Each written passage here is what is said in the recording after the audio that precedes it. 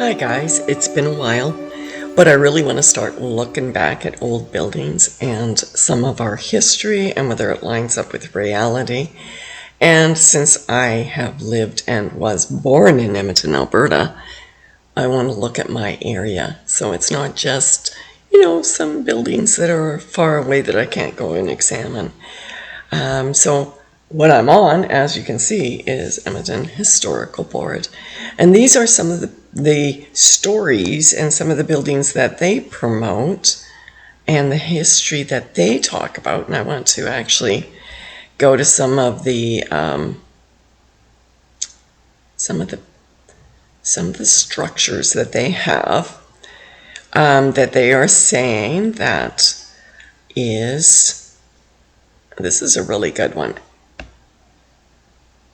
We see this building, this structure of a building all over the world. It is not unique to Edmonton, Alberta, and they are saying that it says, the Alberta Hotel provides the last word in luxury in the early years of the 20th century. Consider at a time the finest hotel west of Winnipeg. And so this prestigious Alberta Hotel made Edmonton history. So it was created, this ceremony was created in 1905. It says the Grand Hotel started in 1983.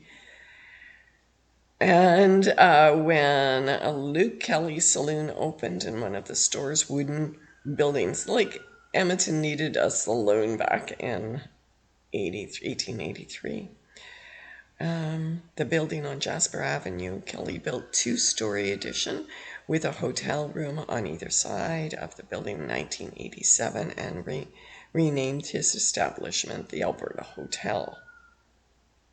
The main part of the hotel and the four-story brick and stone building with its iron tower was designed by James E. Wise and constructed in 1903 on the location of the wooden building, which was moved north towards the back of the lot and attached to the new building. The two-story annex was built in 1903 and another one-story annex in 1904. When the old wooden building was destroyed by fire, isn't that true? Everything was destroyed by fire. It was replaced by a one-story brick addition in 1934. So let's take a look at this building. And they're saying it's right here in Edmonton. And this is the building, the hotel. This building. And you can see that it's been modified in this picture, 1967. I'm pretty sure this building is still up. It's got its torrent here, like the rounded off corner. And let's see what the other one is. Okay, so this is 1907. Look at this building in 1907. Just the design on the windows, the lid, and look at this. This is what you gotta see. Look at these. What are they doing here? What are they building these little windows underground? Could this possibly be one of those buildings that were here before and that were founded? I can just imagine those people saying, I founded another one, boss. I founded another one. Because what are they talking about? They founded these buildings. They found them.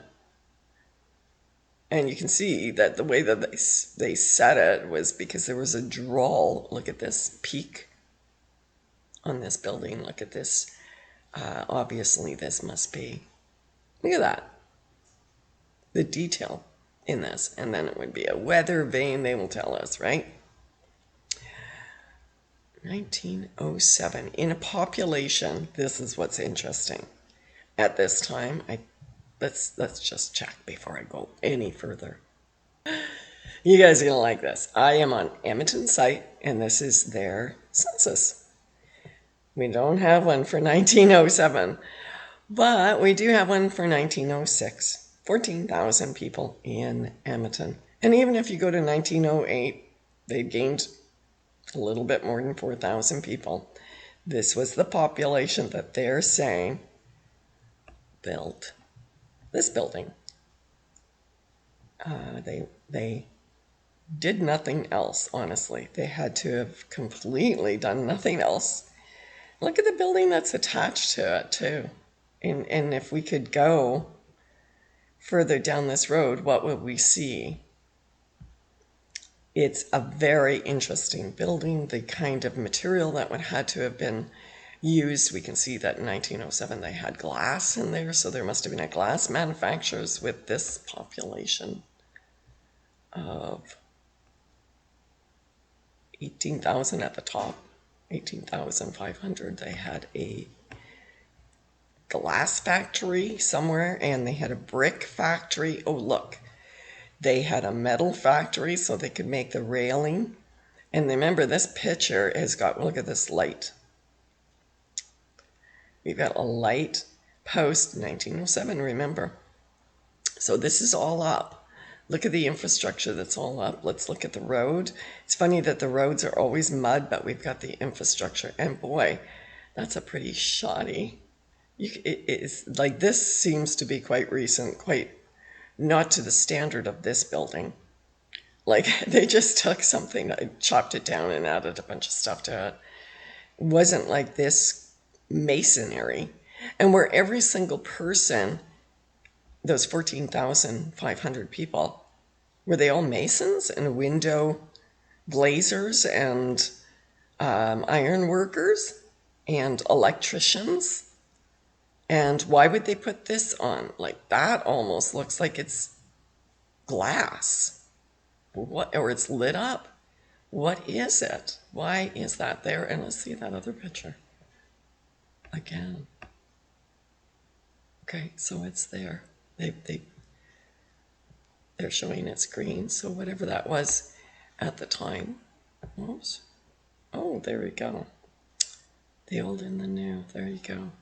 Of these pictures. So, and then they add this disgusting thing, Alberta Hotel, on this beautiful home, beautiful building, whatever it was. And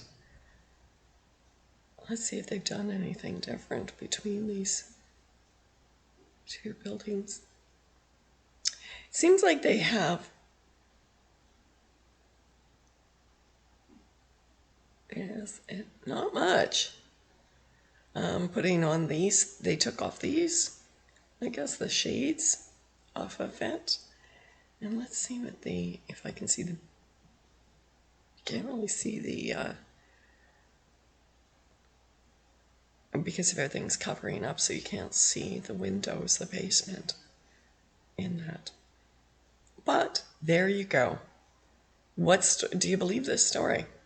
Do you believe that this was built with 14,500 people? This, and we're talking about one building, and this is one building. And I've shown you many times all of the different buildings. We're just looking at one right now. One building.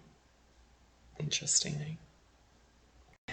YouTube generates the content by the amount of likes and shares and subscriptions that a channel gets. So if you could please like it, share, and subscribe to this content, and also press the notification button.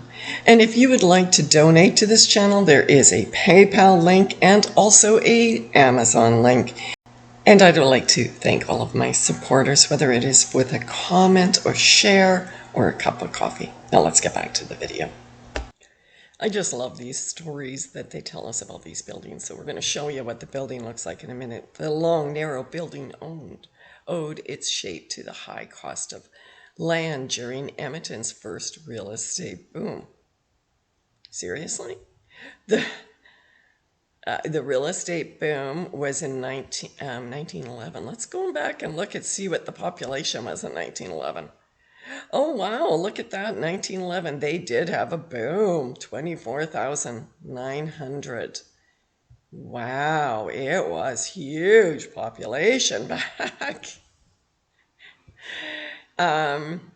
when plans for the Investment Building, as it was first called, and was being drawn up in the land price along Jasper Avenue was calculated in part of the size of the plot, the frontage of the street.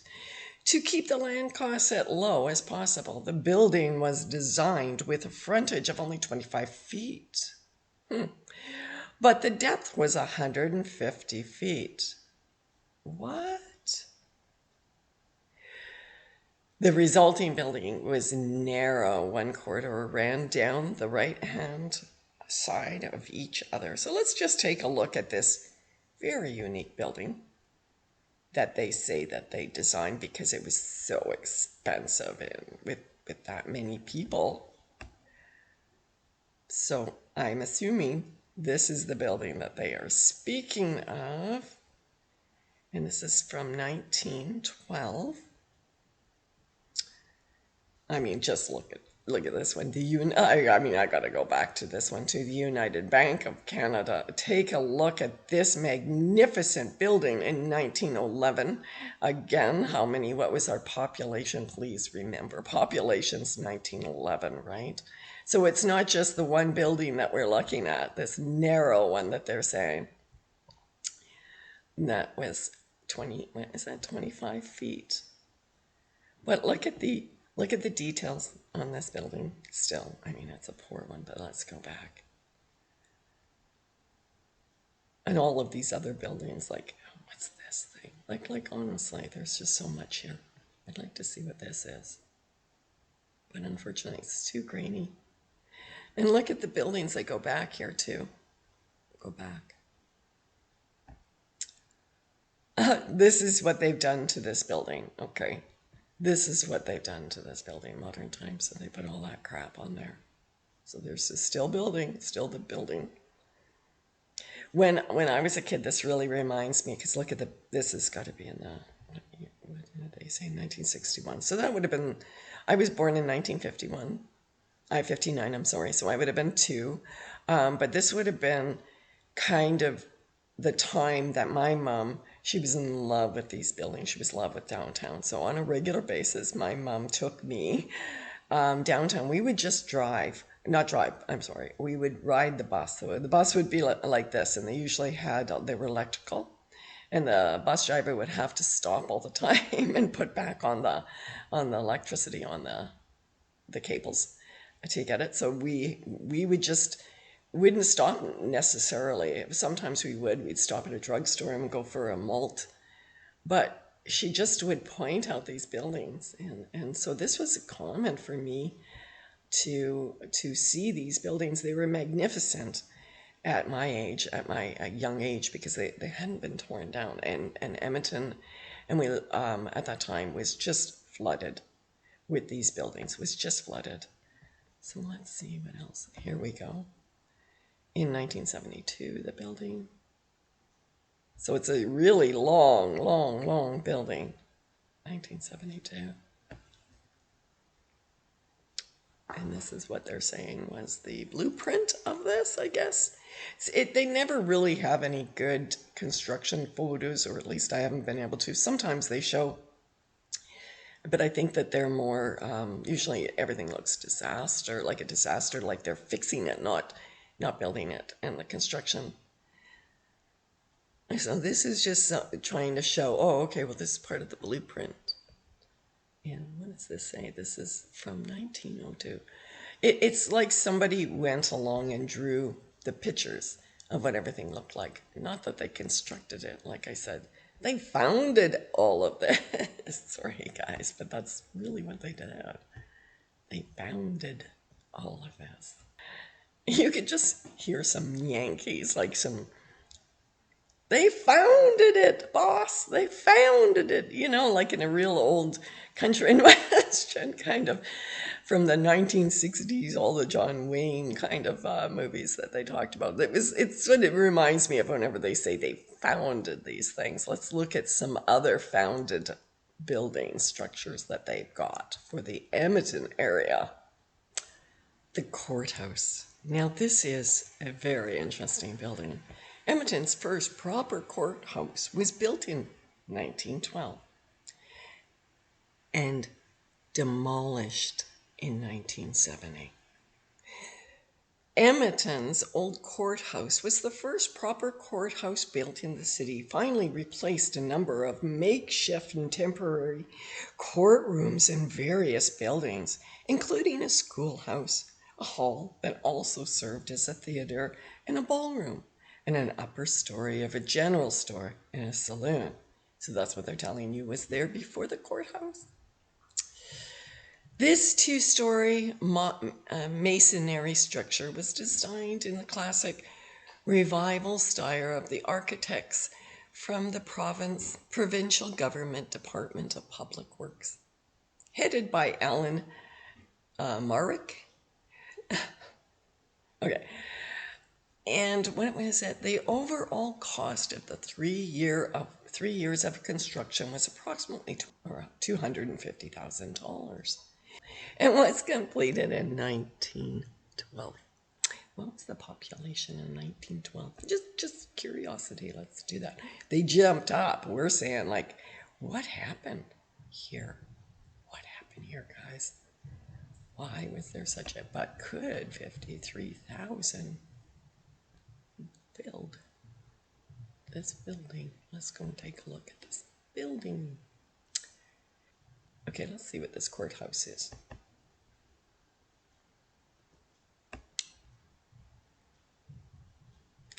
(1912). Yes, the population was a lot more in 1912, but did they build that? Did we build that? Is this what we were capable of at that time? Were we?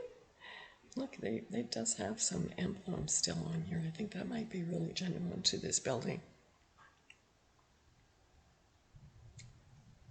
Courthouse. We needed this. Look at these built windows again. Look at these windows again. And what is this area? Is this just a lawn? Maybe that's just a lawn covered up. It's hard to tell. Let's see what else it looked like. Oh, here we go. So this is what was on it. Wow. And look at this Roman style up here. Look at this. It's incredible. Incredible. So this is the staircase they're talking about that had the... You know, these stairs, it's really, I've been into a lot of buildings in here, and you will find that the wood on these stairs have bowed. You can see where the wear and tear, where most people were walking, you can see wear and tear on these stairs. I've been living in the house that I've got wooden stairs in my house, and I've been living in my house for 14 years, and there is no wear and tear on my stairs. So I'm wondering why, and you can see that in here too. You can see the kind of wear and tear on these stairs from centuries of going up. And then look at these they're saying they're plaster, but these look marble. They look like marble columns. Just the whole design. This is only one picture of the interior, but can you believe this building? 1912. Why would they do that? What was the reason for making a building like this for a court? Why would that? And look at this railing now that we're really looking at the railing. It almost looks like it was gold.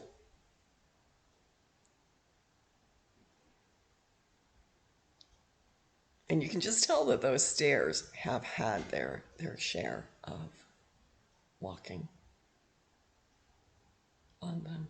They are not new. They were not new.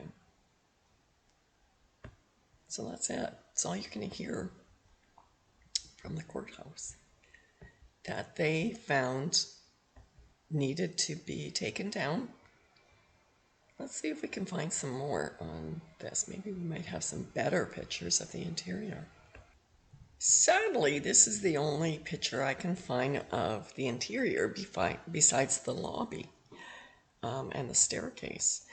So this is as close as we're going to get to see anything of that building when it was. And this room seems rather ostentatious.